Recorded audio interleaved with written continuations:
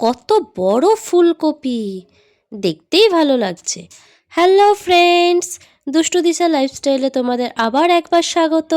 এই যে দেখছো আমার হাতে রয়েছে একটা বিগ সাইজের ফুলকপি। এটা শীতকাল, তাই তুমি সব কিছুতেই ফুলকপির ছোঁয়া পেয়েই যাবে।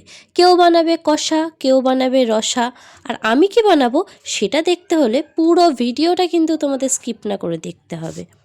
ফুলকপির একঘেয়ে রেসিপি খেতে খেতে খানিকটা ক্লান্ত হয়ে ভেবে নিলাম আজকে অন্য কিছু বানাবো। যেই ভাবা সেই কাজ। হঠাৎ মনে পড়লো শীতকালে আমার মা ফুলকপির একটা খুব ভালো রেসিপি বানায়। খুবই সাধারণ, তবে খেতে কিন্তু দারুণ টেস্টি হয়। তাই জন্য ফুলকপিগুলোকে একটু বড় বড় সাইজ করে ভালো করে কেটে নিলাম। তারপর নিলাম ধুয়ে। এবার কড়াইয়ে কিছুটা সাদা তেল দিয়ে দিলাম গরম হওয়ার জন্য। এবার আর কি ফুলকপিগুলোকে দিলাম তেলে ছেড়ে। কিন্তু ফুলকপি যেহেতু ধুয়ে এনেছি, দেওয়ার সাথে সাথেই না কিছুটা তেলে জলে মিশিয়ে ছিটকে গেল। কি করব, রান্না করলে একটু ছিটে খেতেই হবে। তাই জন্য ফুলকপিগুলোকে দিয়ে একটু ভালো করে ভাজার জন্য নাড়তে শুরু করলাম। তেলের সাথে খানিকটা নেড়ে চেড়ে নিয়ে এবার দিয়ে দিচ্ছি একটু হলুদ। তোমরা সবাই জানো আমরা ভাজাভাজিতে হলুদ নুন কিন্তু দিয়েই থাকি, না হলে টেস্ট আর রং দুটোই হবে না যে। এবার ভালো করে একটু হলুদ দিয়ে নাড়াচাড়া করছি, এখনও কিন্তু নুন দিইনি। এবার দিয়ে দেব পরিমাণ মতো একটু লবণ। ফুলকপিটাও একটু নরম হবে আর দেখতেও ভালো লাগবে, খেতেও ভালো লাগবে। আমি বরং ফুলকপিগুলোকে একটু ভালো করে ভেজে নিই। মাঝে মাঝে কি মনে হয় জানো তো, আমরা হয়তো সব রান্নাই মায়ের মতো করার চেষ্টা করি, কিন্তু মায়ের মতো কি করে উঠতে পারি? তবে গুরু তো মা, তাই হাতে ঘড়িটাও তার কাছে। আমার ভাজা কিন্তু প্রায় শেষের দিকে। খুব বেশি করে ছাকা তেলে ভাজার দরকার নেই। ঘরোয়া রান্না তো, অতিরিক্ত তেল দিয়ে ভাজতে গেলে প্রচুর তেল লাগবে, পেটে আবার সইবে না যে অত তেল। তাই জন্য মোটামুটি তেল দিয়ে ভেজে নিলাম। আর মোটামুটি তেল দিয়েছি বলে কড়াইয়ে একটু লেগে লেগেও গেছে বটে, তাতে কি। দেখা নিয়ে তো অত কাজ নেই, পেট মন দুটোকেই একসঙ্গে সন্তুষ্ট রাখতে হবে তো।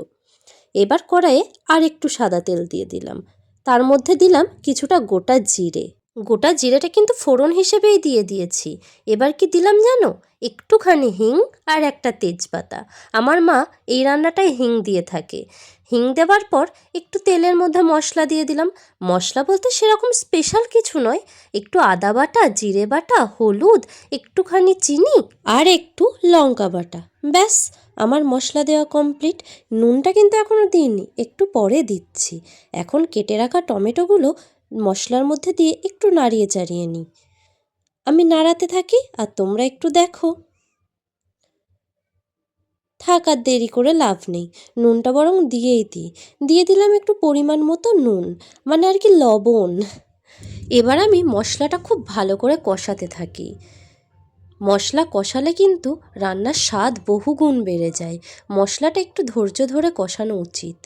মশলা কষাতে কষাতে কত কথা মনে পড়ে গেল। ছোটবেলায় দেখতাম আমার দিদু এইভাবে রান্না করত। তারপর আমি যখন ক্লাস 9-10-এ পড়ি তখন মাকে খেয়াল করতাম। মাও সবসময় মশলাটা খুব ভালো করে কষিয়ে নিত। মাকে দেখেই অবশ্য আমার রান্নার ওপর ভালো লাগা, তাই আমারও একটু একটু ইচ্ছা করতো তখন রান্না করতে। এখন রান্না করি আর ভাবি মারা কত যত্ন সহকারে রান্না করে আমাদের খাওয়াতো। এই দেখো, কথা বলতে বলতে আমার মশলাটা প্রায় কষানো হয়ে গেছে। আমি কিন্তু মশলা দুবার করে কষাই। একবার খুব ভালো করে কষিয়ে নিয়ে তারপর সামান্য একটু জল দিয়ে আর একটু কষাই। কারণ আমার মনে হয় দুবার করে না কষালে রান্নাটা ঠিক ভালো লাগে না। যদিও আমার এটা ব্যক্তিগত ধারণা, তোমাদের অনেকের অনেক রকম মনে হতেই পারে। আমি আমার মনে হওয়াটা বললাম। আমি দ্বিতীয়বার মশলাটায় সামান্য একটু জল দিয়ে একটু কষিয়ে ভেজে রাখা ফুলকপিগুলো দিয়ে দিলাম। এবার ভালো করে একটু মশলার সঙ্গে ফুলকপিগুলোকে মিশিয়ে দিই। একটু ভালো করে কষাতে হবে তো, তবে একটু ধৈর্য ধরে কষাতে হবে। গ্যাসটা হাই ফ্লেমে দিয়ে কষিও না, মাঝারিতে রেখো। জানো তো, আমার মা যখন এই রান্নাটা করে তখন আমাদের প্রায় কাড়াকাড়ি পড়ে যায়। আমি বলি আমায় কম দিল, তো দিদি বলে দিদিকে কম দিল। আমরা আবার ফুলকপির ফুলগুলো গুনে গুনে নিতাম। খুব ভালো লাগে এই খাবারটা খেতে। যদিও এটা বহু পুরনো একটা রেসিপি, সব মা ঠাকুমারা এটা করে থাকে, তবুও আজকে নিজের মতো করে একবার চেষ্টা করে দেখলাম। কেউ বলে ফুলকপির রসা, তো কেউ বলে কষা। আমি জানি না বাপু এটা ঠিক কী, তবে আমি ফুলকপি কষা বলেই চিনি। রান্না করতে আমার বরাবরই খুব ভালো লাগে, তবে সেটা কিছুটা নিজের ছোঁয়া দিয়ে। কিছুটা নতুনত্ব, কিছুটা পুরনো ছোঁয়া সব কিছু মিলিয়েই চেষ্টা করে দেখি। জানি না কেমন হয়, তবে সবাই বলে তো খেতে ভালো হয়। তবে মাদের কথা তো, মারা কখনোই খারাপ বলতে পারে না। সন্তান যেমনই করুক, মায়েদের কাছে সবচেয়ে বেশি ভালো লাগে। আর এখন হয়েছে স্বামীর ঘর, স্বামীও যদি আমার রান্না খেতে খুব পছন্দ করে, তাই রান্না করতে আমার বেশ ভালোই লাগে। এই যা, কথা বলতে বলতে ভুলেই গেছি। দেখেছো তো আমার ফুলকপিটা প্রায় কষানো হয়ে গেছিল। তার মধ্যে হাফ বাটি মতো গরম জল দিয়ে আমি ঢাকা দিয়ে দিয়েছিলাম। তারপর গ্যাসটা একটু কমিয়ে ফুলকপিটা হতে দিয়ে দিয়েছি। ফুলকপিটাও খানিকটা সেদ্ধ হতে হবে। ফুলকপিটা হয়ে গেলে, জলটা প্রায় মাখো মাখো হয়ে গেলে একদম নামিয়ে নিলাম। এই রান্নাটা আবার একটু ঝোল ঝোল রাখলে চলবে না, এটা কিন্তু একদম শুকনো শুকনো হবে, একদম যাকে বলে মাখা মাখা রান্না। দেখতেও হবে মাখা মাখা আর খেতেও হবে মাখা মাখা। জাস্ট একবার খেয়ে দেখো এরকম করে, আমি গ্যারেন্টি দিচ্ছি প্রত্যেক বছর শীতকালে ফুলকপির এমন রান্না তোমাদের খেতেই লাগবে। আর আমার রান্নাটা যদি তোমাদের ভালো লেগে থাকে, আমার ভিডিওতে একটা লাইক কমেন্ট শেয়ার অবশ্যই করো।